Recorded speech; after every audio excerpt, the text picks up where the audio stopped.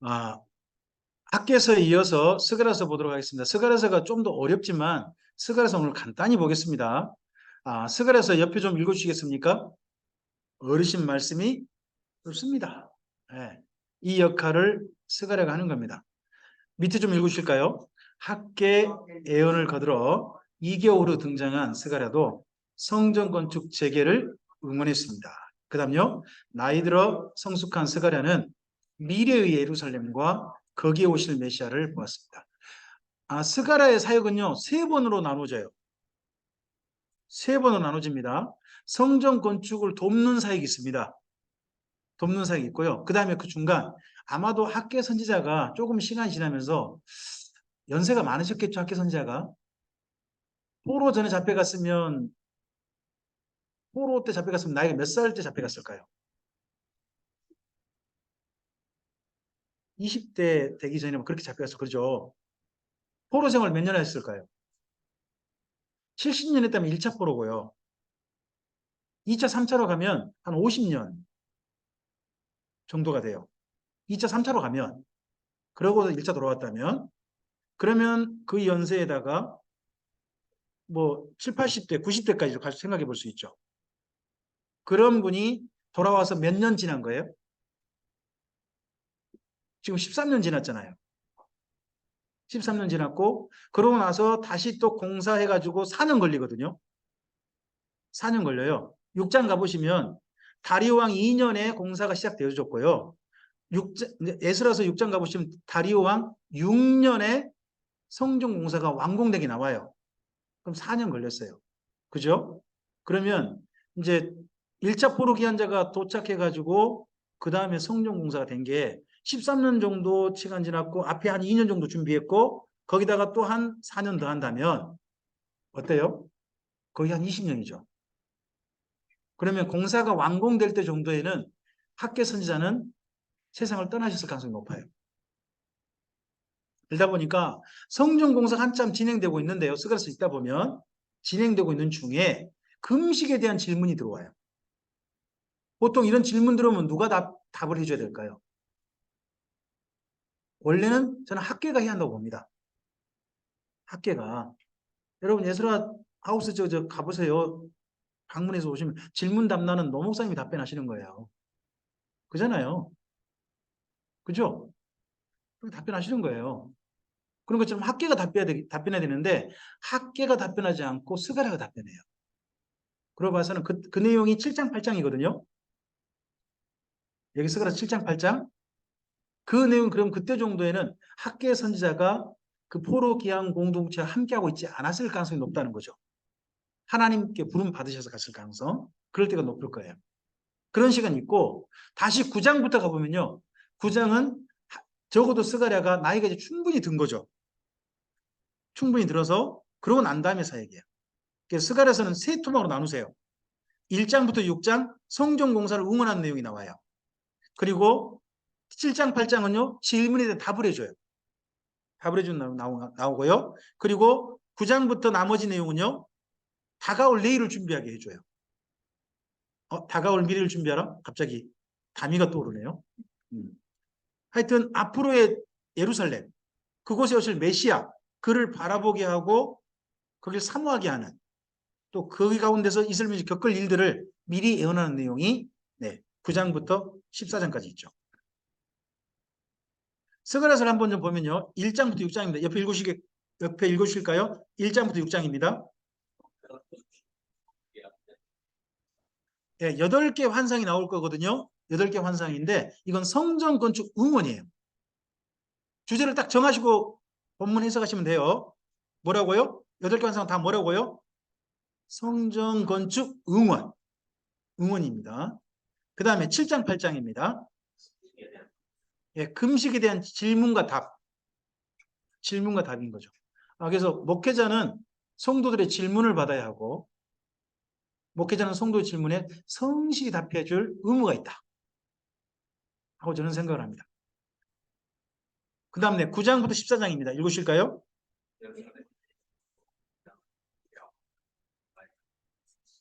네. 이렇게 스가랴서를 크게 세 토막으로 나누시면 돼요. 그러면 스가랴서의 큰 덩어리가 정리되는 겁니다. 복잡하게 읽으시지 말고 되도록이면 내용을 토막토막을 내보시는 게 참 좋다고 저는 생각을 해요. 큰 덩어리로 내보시는 거예요. 이 중에서 제가 함께 봐야 될 내용은 스가랴가 원래 등장한 이유가 뭐죠? 성전 공사를 돕기 위한 거잖아요. 그럼 반드시 뭐는 살펴봐야 될까요? 8개 환상은 살펴봐야 되는 거죠. 8개 환상 부분은 좀 보자는 거예요. 대신에 앞을 보시고 보는 거예요. 성경책 보지 마시고 앞을 보시고 정리 한번 해보는 거예요. 1장에 가면 뭐가 등장한다고요? 말탄자들이에요. 근데 말탄자 보고 하는데 그 말탄자가 화석류 나무 사이에 있대요. 화석류 나무 사이 70년 만이다. 그 다음에 돌아오신 하나님을 이야기해요. 자, 여기를 이해하기 위해서는 돌아오신 하나님을 이해하기 위해서는 반드시 에스겔서를 기억하셔야 돼요. 에스겔서에서 하나님이 어떤 하나님이 등장하나요? 에스겔서에 예루살렘을 떠나서 바벨론 포로들과 잠시 계실 하나님이 등장해요. 에스겔서 11장 12장이거든요. 그 하나님이 마침내 다시 어떻게 하실 때 돌아오셨다는 거예요. 어디로요? 예루살렘으로. 하나님이 돌아오셨다면 하나님이 거하실 곳도 필요하죠. 거하실 곳이 뭐예요? 성전이죠. 그럼 뭐가 지어진다는 이야기죠? 성전이 지어진다는 이야기죠. 그걸 이야기해요. 그 다음에 화석류는 뭐예요? 화석류 나무. 전 이렇게 번역해 놓으니까 뭐야 화산지대 뭐 화석 같은 그런 나무인가 뭐 이런 별별 생각하고 다 읽어봤어요. 혹시 화석류 나무가 뭔지 아시는 분? 네? 향나무? 태워진 나무? 화석이니까. 네, 저랑 비슷한 생각 가지신 것 같으세요. 네. 근데 이게 번역을 하기가 너무 어려운 것 같아요. 이게 무슨 나무냐 그러면요. 그쪽 예전에 여러분 집에 담을 어떻게 만드셨어요? 담을 만드는 방법. 저희 시골은 돌을 싸가지고 작은 돌을 싸가지고 담을 만들기도 하고요. 예? 환자를 돌리기도 했는데 다른 방법이 있어요. 저희 시골에서는. 그게 뭐냐 그러면 탱자나무라고 혹시 아세요? 탱자나무? 탱자나무로 집을 돌리면요. 그게 담장이 돼요. 그런 방법이 있거든요. 근데 여기 지중해에 가면요. 지중해 집은요. 집 울타리로 쓰는 나무들이 있대요. 집이 지어지면 울타리로 쓰여지는 나무가 여기 화석류 나무래요. 그럼 화석류 나무에 서신 이유가 뭐예요? 이스라엘 민족이 가나안 땅 돌아와서 집을 짓고 집 주변에 무슨 나무를 심고 탱자나무. 네, 우리나라 탱자나무고 그쪽으로 말하면 화석류 나무를 심고 다시 살게 되는 날이 온다는 거죠. 그러니까 일부러 화석류 나무에 선 거예요. 그때 뭐 신비한 나무인 줄 알았거든요. 그게 아니고 가나안 땅에 흔히 있는 예, 울타리로 쓰는 조경용 나무라 그럽니까? 그런 나무가 화석류 나무래요. 그래서 이 모습을 일부러 보여주는 거예요. 좀 이미지적인 모습이죠. 1장에 또 뭐가 등장해요? 넷불. 옆에 읽으실까요? 넷불은 강대국을 의미해요. 근데 여기 지금 성전을 지으려면 페르시아 정부가 자꾸 간섭하면 안 되죠. 안 되잖아요. 그럼 페르시아 정부가 딴 데 신경 써야 되죠. 그러다 보니까 페르시아 정부 어디만 신경 쓰고 있어요? 그리스 어떻게 먹어볼까? 이것만 신경 쓰는 거죠. 그러다 보니까 여기는 신경을 덜 쓰다 보니까 훨씬 더 일이 수월하게 된다는 거예요. 그런 내용이 넷불에 대한 이야기예요. 그리고 앞서서 이스라엘 괴롭혔던 넷불들을 하나님이 다 쳐버린다. 하면 안 둔다. 이런 이야기도 하시는 거죠. 2장 넘어가면 뭐가 나와요? 측량줄이에요. 저 이번에요. 인테리어 할 때 보니까 측량줄이 달라졌더만요. 전 측량줄이 빗줄 하는 줄 몰랐어요. 요즘은 빗줄 쏘더만요. 빗줄 쫙 써가지고 그걸 가지고 거기에 맞춰가지고 그 나무도 편백 위에도 딱 하시고 예전에는 제가 먹줄로 했던 거 기억나거든요. 전 먹줄 세대인데 어느새 빗세대로 바뀌었더라고요. 세대가 좀 많이 바뀌었다는 걸 느꼈는데 근데 이 측량줄은요 2가지로 쓰인대요. 하나는요 어디를 무너뜨릴 때 쓴대요. 잘 무너뜨리기 위해서 집을 해체하는 작업하기 위해서 하는 경우도 있어요. 여러분 그래서 성경 읽다 보면 사마리아를 측량했던 줄을 예루살렘을 측량할 것이다. 그래서 예루살렘이 어떻게 되게 만들 것이다. 마치 꼭 그릇을 씻어가지고 엎은 것 같이 될 것이다 하는 말씀이 역사 속에 등장해요. 그때는 무슨 줄인 거예요? 네, 해체하는 줄. 다 깨끗이 무너뜨리는 줄인 거예요. 근데 뭔가 새로 지을 때도 뭐가 필요하죠? 측량줄이 필요하죠. 그럼 여기 줄은 새로 짓는 줄인 거예요. 예루살렘을 측량한다는 거죠. 예루살렘 다시 짓는 줄이 되는 거예요. 그러면 예루살렘이 다시 지어진다면 그 안에 당연히 뭐도 지어질까요? 성전도 당연히 지어지죠. 성전 건축이 되는 얘기죠. 그럴 뿐만 아니라 다시 지어질 테니까 앞서서 혹시 학교에서 기억나세요? 그나마 돌아온 사람들이 그 지난 한 10여 년 지난 동안 사람이 늘었다 줄었다. 줄었는데 여기 스가에서 뭐라고 하냐? 그 바벨론 땅에 빨리 도망쳐라. 이곳에 도망가지 말고 바벨론 땅에 도망쳐오라. 이런 식으로 초청하는 내용이 거기 2장에 있죠. 그 다음에 3장 넘어가면 누구 이야기가 나와요?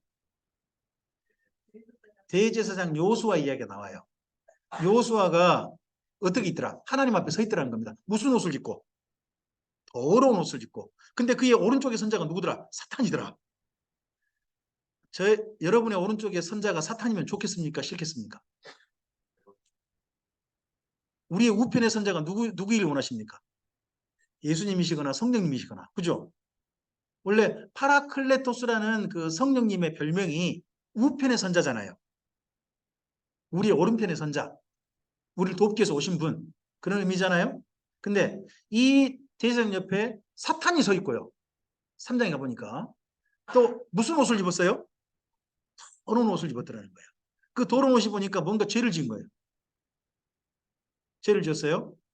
그러한 사람에 대해서 하나님 뭐 하셨다고요? 사탄이 고소하고 있는데 사탄을 도려 나무라 하시면서 대제사장을 용서하셨다는 거죠. 무슨 옷을 입혀라? 깨끗한 옷. 청겨옷을 입히라 하니까 옆에서 있다가 선지자가 한 말 더 하는 거죠. 이왕이면 뭐까지 씌워 주시옵소서. 머리 좀 씌워 주시옵소서. 관. 그 관이 대제사장이 무슨 관을 쓰나요? 대제사장은 두 가지 관을 써요. 평소 지성소에 들어갈 일이 있을 때는 여기 여호와께 성기라고 쓰여진 관을 써요. 근데 대속제는 또 그날만 쓰는 관이 있어요. 그날만 관을 쓰고 어디에 들어가냐 그러면 지성소에 들어가는 거예요. 그래서 이 관을 쓰지 않고는 대제사장이 어디 못 들어가냐 그러면 지성소 안에 못 들어가는 거예요. 그러면 관을 쓴다는 말은 대제사장의 직분이 회복됐다는 의미죠. 그래서 사면복권이라고 그러는 거예요. 그래서 사면복권인 겁니다. 그리고 그러한 사람으로서 이제 어디서 봉사할 것이다? 성전에서 봉사할 것이다. 그러면 뭐가 지어져야 되죠? 성전이 지어져야 대제사장이 자기 일을 할 거 아니에요. 그럼 이 모든 것들은 다 뭐가 전제된 조건이죠? 성전이 지어지고 난 다음에 일들이잖아요. 다 이 모든 게 다 뭐예요? 성전이 지어진다고 하는 응원드린 거죠. 성전이 지어져서 대제사장이 자기 역할을 할 것이고, 성전이 지어지고 난 다음에 예루살렘은 도시가 더 커질 것이고, 성전이 지어지고 난 다음에 이스라엘 민족이 돌아온 사람 전부 다 자기 집을 짓고 울타리에 무슨 나무를 심으면서 화석류 나무를 심으면서 그렇게 살게 된 날이 우리에게 올 것이다 하는 것을 여기 1장 3장 이해하는 거예요. 자, 그 다음 4장. 4장에서 무슨 이야기 한다고요? 앞을 보시고요. 두 감람나무. 두 감람나무가 누구예요? 사실은 수룹바벨하고 여호수아죠. 앞서서 학계는 누구를 하나님께 특별히 누구를 세우셨다? 수룹바벨. 하나님의 오른손에 인장 반지로 사용하셨다고 그렇게 이야기하잖아요. 근데 여기 세가라는 두 사람을 얘기하는 거예요. 누구? 수룹바벨과 대장 여호수아. 거기다가 하나님께서는 두 명을 더 말하죠. 누구까지? 학계, 스가랴까지. 이들이 나중에 오실 예수님의 그림자가 될 것이다 하는 얘기까지 하시죠. 그러면 여호수아가 기름 부음 받았다고 하거든요. 쉽게 말하면 여호수아가 기름 부음 받았다면 기름 부음 받은 장소가 어딜까요? 성전이어야 돼요. 대제사장은 성전에서 기름 부음 받는 거예요. 그럼 뭐가 지어져야 되죠?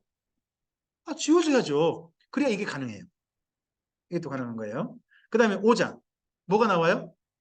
두루마리. 이건 앞서서 학교에서도 이야기했어요. 그동안 지난 한 10년 넘는 시간 동안 이 공동체가 점점 정결해졌다. 점점 변질됐다.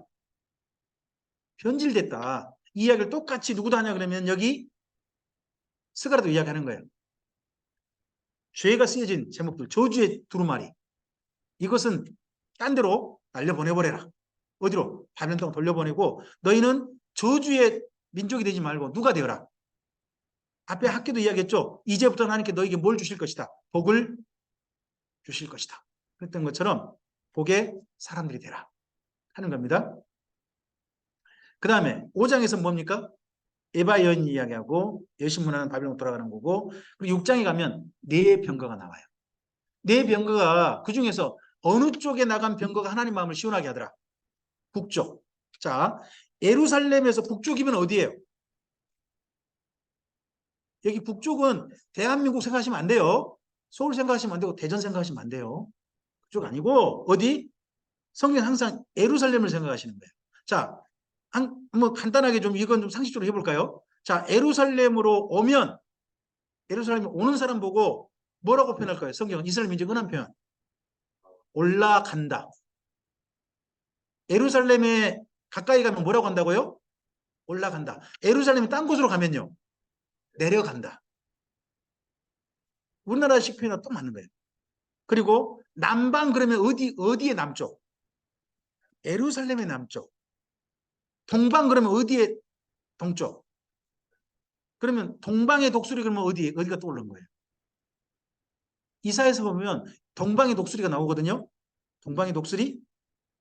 그럼 어느 쪽에, 어디를 중심으로 동쪽? 예루살렘을 중심으로 동쪽이고 그쪽에 독수리면 대한민국의 독수리인가요? 물론 예루살렘 중심으로 동쪽으로 가면 대한민국이 나오긴 나와요. 근데 이스라엘 민족이 생각하는 동쪽이란 메소포타미아 지역이에요. 메소포타미아, 아수르, 바벨론 땅 있죠? 거기에요. 거기에를 독수리처럼 먹어버리는 한 사람이 등장하는 거예요. 누구죠? 그가 고레스예요. 동방의 독수리는 그쪽을 먹어버릴 고레스를 의미하는 말이거든요. 대한민국은 전혀 없어요. 전혀 없어요.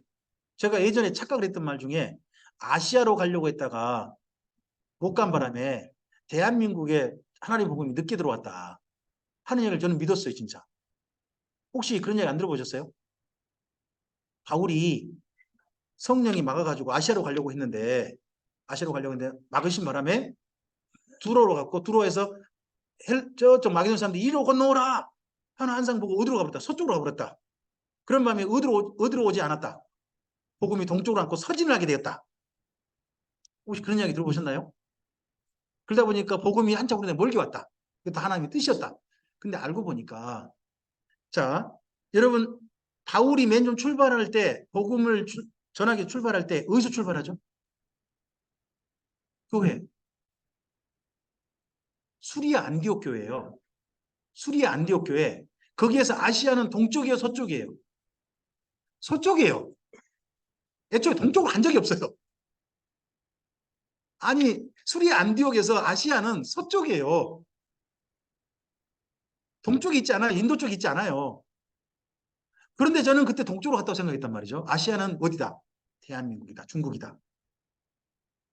저도 항상 우리 중심으로 생각한단 말이에요. 근데 성경을 읽어보면 성경 중심의 방위가 있거든요. 방위를 좀 제대로 읽어보시고 그건 상식적으로 이해하시면서 읽으셔야 돼요. 근데 여기에 예루살렘 북쪽에 병거가 나가요. 병거가 나가면 병거가 무슨 일을 벌일까요? 전쟁을 벌이는 거예요. 이 전쟁 벌이는 것 때문에 하나님 마음이 시원하게 됐다. 그 말은 성전 공사를 누구도 방해하지 않게 됐다는 거죠. 그러면 북쪽에 나간 병거가 무슨 일을 벌인 걸까요? 전쟁 벌인 거예요. 누구랑 누구 사이에? 페르시아와 그리스 사이에. 예루살렘이 북쪽이니까. 거기 이야기예요. 이런 이야기들을 스가랴서에서 보면 항상 8개거든요. 이 모든 게 다 무엇을 돕는 거죠? 성전 건축. 누가 돕고 계신다? 하나님께 돕고 계신다. 이 모든 것이 합력하여 뭘 이루더라? 선을 이루더라. 그 선이 뭐죠? 성전 건축을 이루더라. 그래서 몇 년 만에 10년 넘게 안 됐던 일이 무려 4년 만에 순식간에 이루어져 버리더라. 이 이야기가 이때 성전 건축 관련된 이야기죠. 자, 우리 에스라서 6장을 좀 가볼까요? 여기까지 읽으시면 두 분 선지자 이야기는 일단 기본 읽은 거니까요. 에스라서 6장을 좀 가시죠.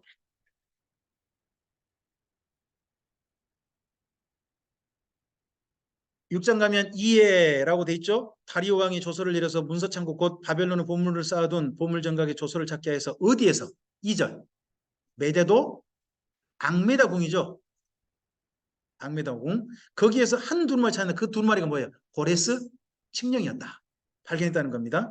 그래서 고레스 칙령을 쭉 이야기합니다. 거기가 5절까지죠. 5절까지가 고레스 칙령이에요. 그리고 난 다음에 이 칙령에 따라서 6절 보시면 다리우스 이스타페스가 명령을 내리죠. 그쪽에 있는 그 예루살렘 주변에 있는 총독들한테 뭐라고? 성전 건축 방해하지 말고 도와라. 근데 도와라 하는데 제자리로 하라고 하는데 거기 9절 한번 읽으실까요?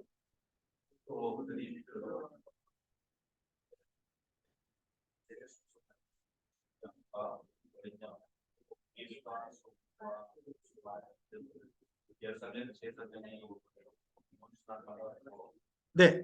이 앞서서 또 이제 8절 보시면 중간에 가 내용이 나오는데 뒷부분 가보시면 왕의 재산 중 유브라데 강 건너편에서 거둔 뭐 중에서 세금 중에서 경비를 이 사람들에게 끊임없이 주어 그들로 성전 공사를 멈추지 말게 하고 심지어 거기서 제사도 드리는 걸 쉬지 말게 해라 라고 이야기하지 않습니까?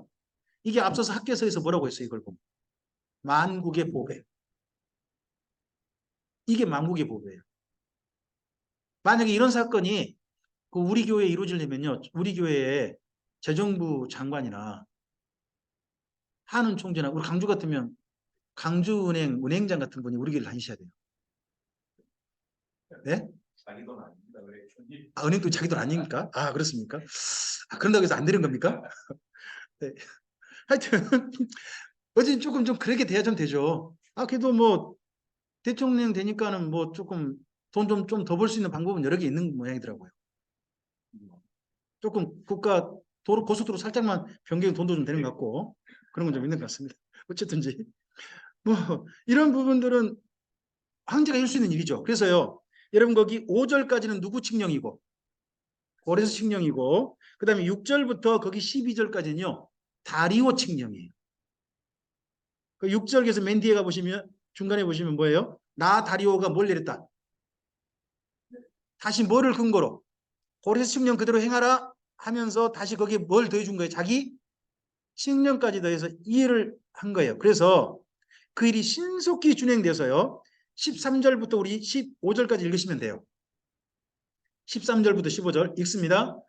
다리오 왕의 조서가 내림에 유브라데 강 건너편 총독 다트네와 스달보스네와 그들의 동관들이 신속히 준행하니라. 유다 사람의 장로들이 선지자 학개와 이또의 손자 스갈의 권면을 따랐으므로 성전 건축하는 일이 형통한지라. 이스라엘 하나님의 명령과 바사왕 고레스와 다리오와 아닥사스다의 조서를 따라 성전을 건축하며 일을 끝내되 다리오 왕 제6년 아달월 3일에 성전 일을 끝내니라. 앞서서 5장에서 다리오 왕 2년에 성전 공사 시작했다 그러죠. 그랬는데 몇 년에? 6년에. 그럼 몇 년 걸린 거예요? 4년 걸린 거죠. 4년 만에 일을 끝내버린 거죠. 좀 페르시아 정부가 얼마나 많이 도와줬겠는가 하는 게 좀 생각납니다. 아, 이렇게 도와주는 분이 죄송합니다. 우리 교회 좀 있었으면 좋겠습니다. 네. 자, 이런 내용 이해되시죠? 여기까지 하고 난 다음에 1차 기한 공동체가 자리 잡았습니다. 그러나 시간이 조금 흐릅니다. 그때 무슨 사건이 있습니까? 앞을 보시죠. 그 다리우스 이스타페스, 다리오 왕의 아들이 아하수에로입니다. 아하수에로 때 사건이 일어납니다. 아하수에로가 왕이 되고 난 다음에 아버지가 못다 이룬 꿈을 이루고 싶어 합니다. 아버지의 꿈은 내가 이루어 드릴게요 하는 거예요. 그게 에스더 사건의 시작입니다. 자, 여러분 에스더서를 좀 가보시죠. 1장을 가보세요. 내용을 좀 여기를 이해하시고 에스더가 왕비된 일단 사건 배경이니까 좀 보시죠. 거기 3절 있죠. 3절만 3절 뭐 4절까지만 좀 읽어볼까요? 1장 3절 4절 읽습니다. 왕이 에스디 제 3년에 그의 모든 지방관과 신하들을 위하여 잔치를 베푸니 바사와 메대의 장수와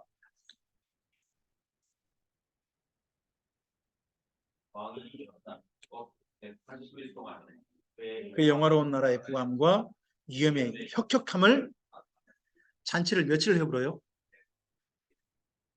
사람들을 얼마나 모아놓고 엄청나게 많은 사람을 모았는데 근데 그 모은 사람의 2절에 보시면 3절에 보시면 의미심장한 첫 번째 등장한 인물들이 있어요. 잔치에 불러 모은 첫 번째 사람들이 누구예요? 장수들이죠. 3절 보시면 바사와 메대의 누구들? 장수들이잖아요. 강호동 생각하시면 안 돼요. 이들이 누구죠? 군인들이죠. 군인들. 군인들, 장군들을 불러 모았다는 거예요. 그럼 이 잔치가 누구를 주로 모으는, 끌어모으는 잔치라는 거예요? 장수. 그러면 장수들 끌어모은다면 이 잔치 후에 무슨 일을 하겠다는 거예요? 전쟁이죠. 그러면 무슨 전쟁이겠어요? 아버지가 못다 이룬 꿈. 그렇죠. 그리스를 치러 가는 거죠. 그러니까 앞서 3년은 뭐겠어요? 왕이 되온 3년은 나라를 안정시킨 거죠, 이제. 한 3년 동안 완정시키고 난 다음에 첫 번째 국책사업으로 뭘 한 거예요? 국책사업으로 그리스 치러 가자. 일을 한 거죠. 그 잔치에 180이나 잔치를 하고 하다 보니까 술이 오른 거죠. 술이 너무 올라가지고 오른 바람에 왕비에서 한 분이 물러나게 되죠. 와스디가. 덕분에 왕비가 된 분이 누구예요? 에스더죠. 네, 그 이야기가 여기 배경입니다. 자, 앞을 보실까요? 에스더서는요. 그 옆에 좀 읽어주시죠. 이러면 조금 오해할 수도 있습니다. 에스더 남편은 아닥사스다가 아닙니다. 이스라엘 민족의 남편이 누구세요? 하나님이시죠. 하나님이 지켜주신다는 의미입니다. 이 말은. 네. 아닥사가 지켜준다는 말은 아닙니다. 네. 밑에 읽으실까요? 페르시아 제국의 고관 아각 사람 하만의 음모에 대해 전화이복으로 도우시는 하나님이시죠. 그 다음 밑에요. 모르드게와 하다사의 에스더의 신앙과 불임, 제비절의 긴점을 말합니다. 우리는 에스더란 이름을 상당히 좀 익숙하잖아요. 근데 에스더가 별이거든요. 별이란 뜻이에요. 근데 에스더가요, 원래 한 이쪽 유명한 여신 이름과 관련이 있다고 보는 분도 많아요. 에스더 그러면요, 아스다롯이라는 신이 있어요. 여신. 아스다롯과 관련된 신 이름일 수도 있다. 그렇게 보는 분도 있어요. 왜냐하면 그런 건 페르시아식 이름이잖아요. 에스더는 히브리 아닙니다. 히브리 아니에요. 그 페르시아 그쪽 말이에요. 그쪽 말이고요. 원래 히브리어는 하다사예요. 하다사. 근데 아스다롯의 쪽보다는 에스더, 별이라는 쪽이 더 가깝게 보는 이유가 뭐냐 그러면 하다사도 별이에요. 별이다 보니까 에스더도 여신 이름이 아니라 뭘 따서 히브리어 하다사를 따가지고 헬라어 그쪽 뭐 아람어라든 그쪽 말인 네, 에스더를 한 게 아니겠냐. 그쪽으로 의견이 좀 더 많은 거죠. 그리고 퓨림이라고 하죠. 퓨림.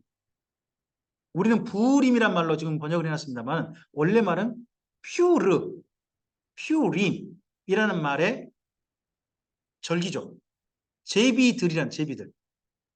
강남 제비 그쪽 아니고 하늘나라는 제비도 아니고 무슨 제비인지 아시죠? 뽑는 제비. 뽑는 제비. 그 제비를 뽑았다는 거죠. 이걸 누가 뽑았죠? 가장 먼저? 여기 에스더서에서 제비 뽑은 사람. 하만이에요. 하나님도 뽑으신 게 아니에요. 누가 뽑았어요? 하만이 뽑았어요. 하필 근데 1월 달에 뽑았는데 몇 월이 걸려버렸어요? 12월이 걸렸어요. 덕분에 1년이 지났어요. 그러니까 누가 뽑게 하셨다 그거. 그래서 1년 동안 그러다 보니까 역전되고 말았다. 만약에 그가요, 하만이 한 1월이나 2월 뽑았으면요. 다른 방법으로 어떻게 하실 수밖에 없었을 텐데 다행히 1년 되는 바람에 대역전의 기회가 왔다는 거죠. 그래서 하나님께서 모든 일 속에 그래서 주님의 백성을 지키시는 도우심이 있다 하고 믿게 되는 대표적인 사건이 제이 뽑는 사건이죠. 누가 뽑았는데 하만이 뽑았는데 하필 12월에 걸려버렸다. 이런 것이 이 본문 속에 있는 겁니다. 에서서는요, 내용이 별로 어렵지 않습니다. 1장 옆에 읽어주세요. 어떤 사건이 일어나나요? 전쟁 나가자가 아니라 왕비를 가르치고 자라가 되었습니다. 왕비가 가르쳐졌습니다. 2장요 읽어주세요. 모르드게와 에스더 사이는 무슨 사이입니까? 어떤 분은 삼촌 사이라고 그러시는데 그건 큰 오해고요. 사촌 사이라고 하셔야 됩니다. 사촌 사이. 네. 나이 많은 오빠와 아주 어린 사촌 여동생인 겁니다. 학렬이 같아요. 같은데 너무 나이가 어리다 보니까 자기 딸처럼 기른 거죠. 딸처럼 기른 거지만 실제 학렬은 네, 나란히 사촌 사이입니다. 그러니까 아주 많은 연세 많은 부부고 에스더가 뭐라고 부를까요? 오빠 그런 거죠. 아, 이거 다른 분이 들으면 좀 오해할 수도 있는데, 그죠? 우리나라 같으면 좀 오해가 될 것 같아요. 하여튼 그런 사이예요. 그런 사이인데 이 모르드게가 궁궐문직인데 왕의 독살 음모도 알리기도 하고요 하는데 한 가지 하만에게 안 좋은 일을 하죠. 황제가 아닥사스다가 아하수에로가 누구를 동용하냐 그러면 하만을 동용하잖아요. 동용해가지고 모든 사람이 하만을 두려워해가지고 다 절을 해요. 근데 누구만 절 안 해요? 여쭤볼게요. 아니 모르드게가 자기가 절하지 않아도 궁궐 문직으로 여전히 있을 수 있는 이유가 뭐예요? 에서 덕분인 거예요? 거기 이유를 밝힌데 뭐라고 하냐면 나는 유다인이라 이렇게 나와요. 나는 유다인이라. 자, 여러분 여기 바벨론 땅에서요. 바벨론 땅에서 어떤 신한테도 유대인들은 절하지 않아도 된다 하는 그런 조서가 내렸다면 뭐가 떠오르세요?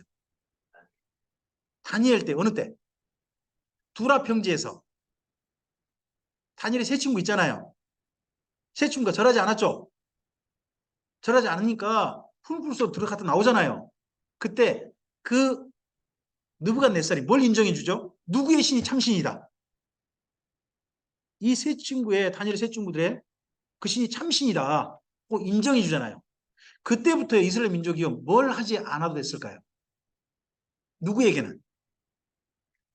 황제에게도 또 누구에게도 어떤 신에게도 절하지 않고 누구에게만 하나님께만 그들이 믿는 여호와 하나님께만 절하는 특권을 부여한 사람이 저는 느부갓네살이라고 봅니다. 그 사건 덕분에 그때부터 이스라엘 민족은요 그 땅에 살면서 다른 신에게 절하지 않아도 된다고 하는 특권을 누린 것 같아요. 특권을. 그 특권이 어디까지 내려온 거예요 지금요?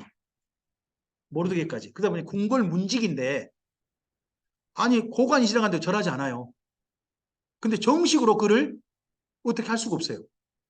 그게 이미 관습이 돼 있고 정통 다 인정하니까. 저는 그때부터 사건이지 않나 싶습니다. 근데 3장 그게 못마땅했던 3장 누가요? 아각 사람 하만이 음모를 꾸미죠. 마침내 제비까지 뽑죠. 근데 하나님의 오심이 있었죠. 12월 4장요. 모르드게와 유다인들의 위기가 닥쳐옵니다. 닥쳐왔을 때 모르드게가 누구의 도움을 구하려고 합니까? 에스더의 도움을 구하려고 하죠. 근데 에스더가 뭘 말합니까? 폐하께서 저를 부르시지 않은 지가 벌써 한 달이 넘었습니다. 그리고 폐하 앞에 제 수술 나갔다가는 폐하께서 그거를 내미셔가지고 내 죄를 그냥 말하지도 않고 나온 너희 죄를 내가 사해준다. 말하지 않으면 자기는 어떻게 된다? 죽는다. 그랬을 때 이때 모르드게 했던 유명한 말 있죠. 하나님께서 이때를 위해서 너를 왕비로 세우신 줄 세우심인 줄 어떻게 그럴 것이다 아마도. 근데 네가 만약에 이 일에 나서지 않는다면 하나님께 너 말고 다른 일을 통해서 이 일을 이루실 것이지만 너는 버림당할 것이다 하는 말을 합니다. 우리는 에스더서에서 그 익숙한 말이 죽으면 이 말만 익숙하지 모르드게 했던 그 유명한 말을 까먹습니다. 저는 모르드게 말이 더 중요하다고 생각합니다. 오늘 우리가 하나님께 쓰임받을 수 있다면 그게 감사한 겁니다. 그런 마음을 가지고 주님 앞에 사역을 했던 분이 누구냐 그러면 바울이에요. 바울이 자기가요 전도하는 일이지 않습니까? 사도로 전도하는 일을 뭐라고 하느냐? 이건 내가 마땅히 할 일이다. 내가 안 했다가 나는 뭘 당할 것이다. 버림? 당할 것이다. 그게 뭐가 떠오른 겁니까? 저는 이 에스 사건 떠오른 이때가 떠올랐다고 봅니다. 구약 성경의 근거한 그의 표현이라고 생각합니다. 오늘 우리에게 주어진 기회에 하나님께서 우리에게 맡기신 사역이 오늘 우리에게 정말 주어진 이때 너가 좀 해라. 안 한다면요. 안 한다면요. 너 말고는 단순하지. 이러실 수 있다고 생각합니다. 제가 이곳에 와서 이렇게 말씀 전할 수 있는 기회를 갖는 것 정말 감사합니다. 제게 주어진 기회라고 저는 생각합니다. 다른 사람한테 뺏기고 싶지 않습니다. 이왕이면 이런 기회 때 한 달에 한 번 대전에서 많은 분도 뵙고 또 덕분에 대전 예수가 성소원이 저 덕분에 제가 또 이렇게 좀 한 달에 한 번 찾아뵙는 덕분에라도 많이 알려졌으면 좋겠습니다. 이곳에서 진행하는 성경 강좌가 모임이 얼마나 좋은 모임인지 좀 알려졌으면 좋겠습니다. 그런 도구로 작은 전화도 사용된다면 저는 감사하겠습니다. 제가 할 줄 아는 건 이거밖에 없습니다. 예전에 제가 할 줄 아는 건 게임이었습니다. 제 아내가 했던 말이니까 인정 정말 사실일 겁니다. 당신이 게임밖에 할 줄 아는 게 뭐냐? 이런 말을 전해 들었습니다. 하지만 이제는 말이 달라졌습니다. 당신이 성경 강좌 외에 할 줄 아는 게 뭐냐? 그래도 이제 할 줄 아는 게 바뀌지 않습니까? 만약에 제가 성경 강좌를 안 한다면 저는 진짜 버림받아 당할 것 같습니다. 할 줄 아는 게 이거밖에 없으니까 열심히 하겠습니다. 저는 이 일을 열심히 하려고 할 겁니다. 여러분 어떻습니까? 여러분께 하나님께서 맡기신 일이 어떤 일이라고 생각하십니까? 이 때를 위해서 너를 그 자리에 앉힘이신 줄 누가 알겠느냐? 이 모르드게 말이 우리에게 좀 마음에 담았으면 좋겠습니다. 그러했을 때 남긴 유명한 화답이 에스더의 화답이 죽으면 죽으리다. 이건 거죠. 예. 그러고 나서 나가죠. 나가서 마침내 정말 죽으면 죽으리다 나가가지고 하나님의 전화위복을 경험하게 됩니다. 그죠? 그게 5장, 6장이죠. 밑에 7장, 8장 읽어주세요. 반전과 기념되는 푸림절입니다. 첫날 잔치를 마치고 난 다음에 가서 하만은 누구 죽일 생각을 한점 사로잡힙니까? 저 모르드게 죽여야 되겠다 합니다. 근데 그날 밤 하필 황제가 잠이 안 오죠? 자연스럽게 잠이 안 온 걸까요? 마침 잠이 안 온 걸까요? 누가 역사하셔서. 그래서 잠이 안 오니까 뭐 하려고? 잠 좀 자자 해가지고 뭘 읽겠다고요? 성경이요? 우리 같으면 성경을 읽으면 잠이 오겠죠. 근데 그 황제는 뭐를 읽으면 잠이 온다? 역대일기. 되게 딱딱하고 뭐 사건 일거 아닙니까? 그걸 읽으면 잠이 온다 했는데 마침 누구 사건이냐 그러면 자기가 독살될 뻔했다네요. 그런데 누가 한 사람이 알려줘가지고 모르드게 한 사람이 알려줘가지고 다행히 독살 안 당했다 한 사건이 읽어준 겁니다. 그래? 그런 사건이 있어서 해가지고 옆에 사람 물어봅니다. 혹시 이 모르드게한테 뭐 좀 해줬어? 아니요? 아무것도 해준 게 없는데요. 그래. 그럼 뭔가 해줘야 되겠는데? 이렇게 나한테 잘해준 사람한테 내가 그냥 넘어가면 안 되지. 내가 그래도 페르시아 황제인데 내가 왕비한테 나라 절반을 준다라고 하는 말을 하는 사람인데 말이야. 이 사람한테 안 해주면 되겠어? 싶어가지고 마침 불렀는데 마침 와 있죠. 누가? 하만이. 아니 좀 그 다음날 오든가. 그 밤중에 뭐라 또 옵니까? 황제에게. 근데 마침 오니까 황제가 마침 잘 왔어. 하만 이리 와봐. 나한테 참 이해준 한 사람이 있거든. 그 사람한테 내가 어떻게 해주면 좋을까 했더니 하만은 또 누구를 위한 이야기다 이거 전부 다. 항상 착각이 문제입니다.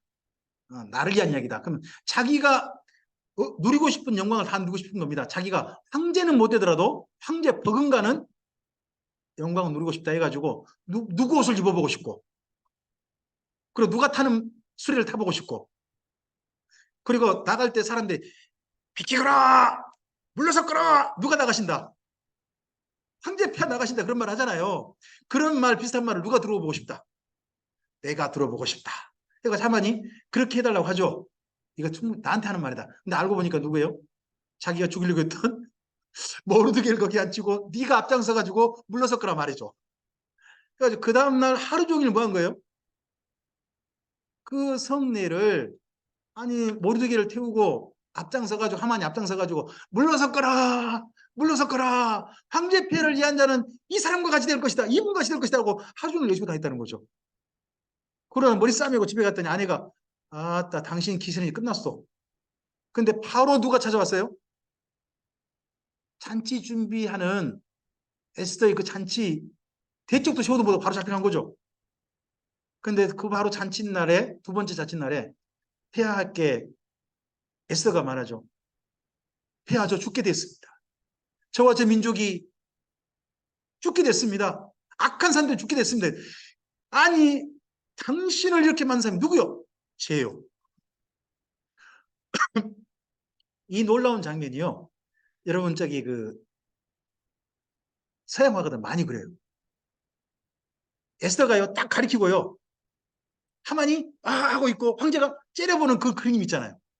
이 그림 제법 많습니다.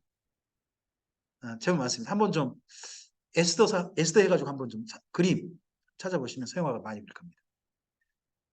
그러고 난 다음에 황제폐가, 저 하만은 어떻게 하지? 잠깐 좀 마음을 좀 추스리러 뒷뜰에 갔다 오셨는데, 그 사이 하만이 이 왕비 아니면 자기 죽게 되다 싶어가지고 왕비의 옷자락을 잡고, 왕비요 저를 좀 어떻게 긍휼해 주십시오 했는데, 하필 그 장면을 왕이 보죠. 여러분 좋게 볼 때는 뭐든지 좋게 보이죠. 근데 안 좋게 보일 때는요, 좋은 일 해도 안 좋게 보여요. 근데 왕비 옷자락을 붙잡고 있으니까, 아니 이놈이 왕비를 죽일 뿐만 아니라 왕비를 지금 강간하려고 드냐, 전혀 그런 적이 없는데 갑자기 그래가지고 목자를 죽죠. 그리고 하만이 모르드게를 달려고 했던 장대에 누가 달려버리고, 에? 모르드게를 달던 그 장대에 하만이 대신 뭐가 달랑달랑 달리고, 순식간에 하만과 함께 던 사람들이 정반대로 원래 제의 뽑았던 날에 죽임당한 사건이 어디에 나와요? 7장과 8장에 나온단 말이에요. 대반전이 이루어지죠. 그리고 그날 그래도 유대인들이 좀 민심을 얻기 위해서 뭐 해줘요? 주변 민심을 얻기 위해서 구제를 많이 해주죠. 그래서 이걸 기념으로 만들어가지고 이슬람이 절기 삼은 게 불임절. 예수님께서 불임절에 예루살렘에 올라가신 적 있죠? 그게 요한복음에 등장합니다. 이런 예수 사건을 CBS에서 어린이들을 위한 영상을 만들었더라고요.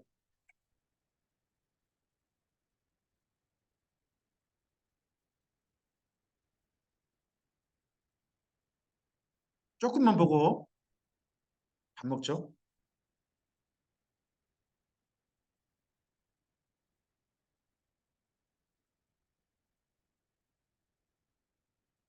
맞은 에스더 왕비. 자신의 목숨이 위험했지만 가엾은 유대 민족과 사촌오빠 모르드게를 생각하면 그들을 돕고 싶은 오늘 우리 마음이 아가들이 온다 간절해졌어요. 그래가지고 이걸 그래서 좀 결국 해봤어요. 용기를 내 부딪혀보기로 했죠. 에스더는 모르드게에게 편지를 보냈어요. 성 안에 있는 모든 유대인들을 한 곳에 모아주세요. 그리고 그들이 나를 위해 3일 동안 기도하게 해주세요. 그동안에도 왕께서 나를 부르시지 않으면 그땐 법을 어기고서라도 제가 먼저 왕을 찾아가겠습니다. 하루, 이틀, 사흘이 지났어요. 여전히 아하수에로 왕은 에스더를 찾지 않았고 에스더는 결연한 표정으로 왕을 찾아갔죠. 가장 아름다운 옷을 입고 말이에요. 왕비! 어찌 나를 먼저 찾아오시었소? 에스더를 너무나도 사랑했던 왕은 왕실의 법도 잊은 채 에스더를 반겨주었어요. 폐하, 소원이 하나 있습니다. 소원? 말해보시오. 그대가 원한다면 이 나라 절반이라도 떼어주리다. 여쭤보겠습니다. 황제가 절반을 떼어줄 수 있을까요, 없을까요? 뻥입니다.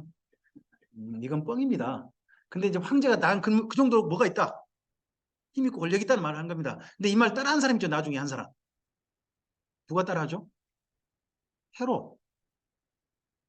헤롯이 그 자기 헤로디아의 딸 있지 않습니까? 딸한테 이쁘게 잘 보이려고 내가 뭐도 할 수 있다 너한테. 황제 따라 페르시아 황제 따라한 겁니다. 나를 절반도 줄 수 있다. 그래가지고 괜히 세례왕 머리 잘지 않습니까? 그런 슬픈 사건이 있죠. 이때 좀 있습니다. 제가 왜 멈추느냐? 이 영상은 계속 오래 보시면 이게 나중에 문제가 됩니다. 중간에 조금 잘라서 이야기해줘야 나중에 이게 그대로 영상을 보실 수 있으십니다. 제가 내일 폐하를 위해 잔치를 열고자 합니다. 괜찮으시다면 하만과 함께 와주시겠습니까? 아이 그쯤이야 물론이지요 왕비. 여봐라 당장 하만을 들라 하여라. 왕비의 초대를 받은 하만은 기분이 무척 좋아졌어요. 기고만장해져서는 집에 돌아와 아내에게 자랑부터 늘어놓았죠. 왕 말고는 내가 유일하게 초대를 받았다 이거요. 에스더 왕비께서 나를 이리도 극진히 생각해 주시니 가문의 영광이 아니겠소? 어머머, 왕비께서 보는 눈이 있으신데요. 안 그렇고 말고. 그런데 말이야, 집에 오는 길에 이 좋은 기분을 망쳐놓은 자가 있었어. 그 모르드게라는 녀석이 아까도 나를 보고 절을 하지 않았단 말이요. 에이 여보, 고작 그 정도 사람 때문에 기분이 상하고 그러세요? 정 여자분 그러시면 목소리가 남자분 목소리 같네요. 남자 성우께서 계속 역할을 좀 하신 거거든요. 자, 여기까지 보시고요. 궁금하시면 권사님 댁은 그 유튜브에 에스더 왕비 하고 하시면 CBS 유튜브 영상이 있습니다. 한 6분짜리 영상이거든요. 아이들과 함께, 손녀들과 함께 예쁘게 재밌게 보시기 바랍니다. 오전 강좌 여기까지 하겠습니다. 식사가 왔다는 이야기를 하셔야 되는데 소식을 지금 못 들었네요. 그래도 12시가 넘지 않습니까? 그래서 강좌를 마쳐야죠. 잠시 우리 식사하시고서요. 식사하시고서 오후 1시에 이 다음 강좌 이어가도록 하겠습니다. 우리가 지금 어디까지 왔죠? 1차 포로 기한자 왔습니다. 그 다음에 에서 사건 만났습니다. 그럼 그 다음 사건 어디로 가야 될까요? 2차 기한자인 에스라 사건 넘어가는 겁니다. 넘어가는 내용으로 우리 그 다음에 뵙도록 하겠습니다. 쉬시겠습니다.